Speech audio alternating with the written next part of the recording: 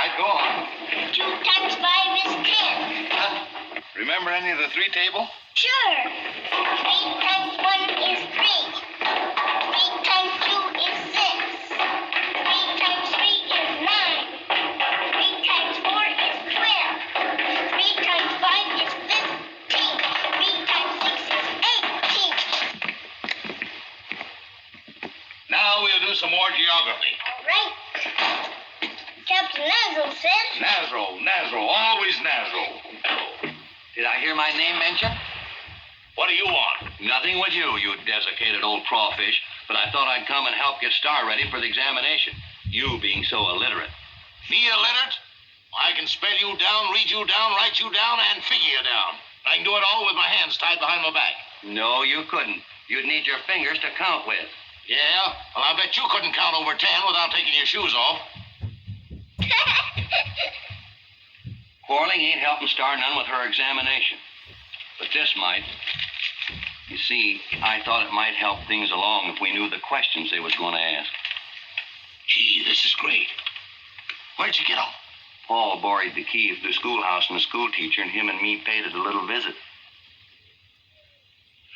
Listen, Star. These are the questions they're going to ask you tomorrow. Now, here's the first one.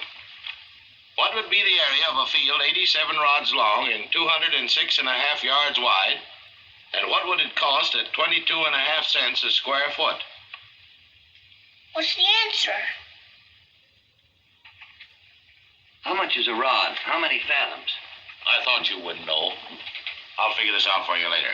Well, let's see what the next question is. Name 6 animals that live in very cold countries. I know. 3 bears and 3 seals.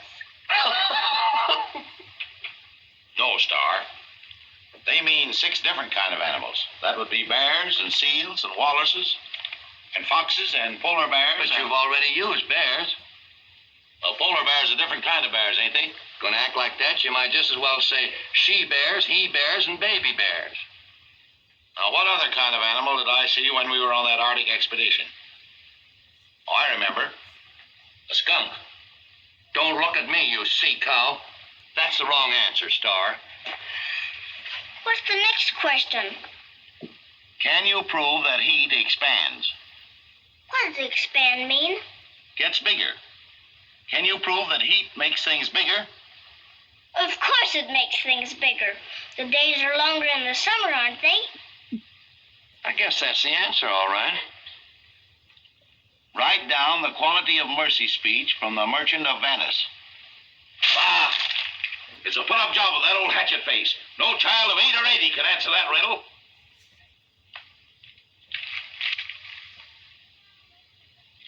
It's a mistake. I must have picked up the wrong paper. This is a high school examination. I just saw the word examination and thought it was all right. Bah! You can't even steal proper. Come on, Star, let's get on with our lessons. Or arithmetic? No, I guess we finished with arithmetic. Does she know about fractions? Sure she does. How many halves in a whole, Star? How big a hole, Captain Nazro? Every whole would have the same number of halves, wouldn't it? But wouldn't a bigger hole have bigger halves than a little hole? Sounds reasonable. How much does 4 quarters make? Never mind that. They're not going to ask Star anything about fractions. Now, let's go on with our geography again. Tell me what I learned you yesterday. This is the Atlantic Ocean, this is the Pacific Ocean, this is the equator, this is the North Pole. Not so fast, not so fast. The world goes faster than that, doesn't it? Oh, might.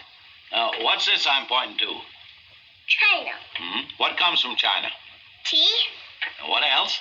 Chinaman.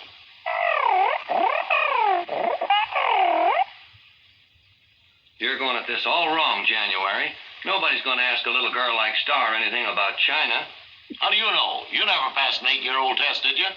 I could have passed one. Maybe when you was full grown. You know, with me telling that Morgan woman I was teaching Star from the Bible, they're pretty apt to ask her some questions about the Bible. Well, there ain't many children as up in the book as she is. I know, but what are the 4 Gospels? Matthew, Mark, Luke, and John. Correct. Now, remember the story I read you last week about the prodigal son? Mm-hmm. And the father said, Bring out the fatted calf and kill it, and let us eat and be merry. That's fine. But everyone wasn't merry, Star. There was a brother and some neighbors. Now, who was sorry that the prodigal son came back? The fatted calf.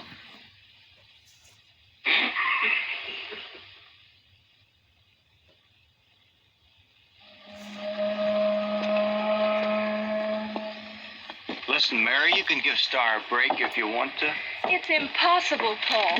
The examination must be conducted honestly. You know I love Star as much as you do, Gee, if but I was in your place, I'd lean over backwards to see if that kid passed. I'd like to, but I can't lean either way. The test has got to be perfectly fair. Remember when I was in school once, I missed every question on the examination, but they promoted me anyhow. I guess they needed your desk. No, that wasn't it, but I did see the teacher kissing the principal. Even if Star saw me kissing the principal, I couldn't favor her. Anyhow, Mrs. Morgan is no woman to trifle with. She'll be watching me like a hawk. I know, honey, I know, but gee, I wish you'd give Star a break. I wish you'd give me a break, Paul.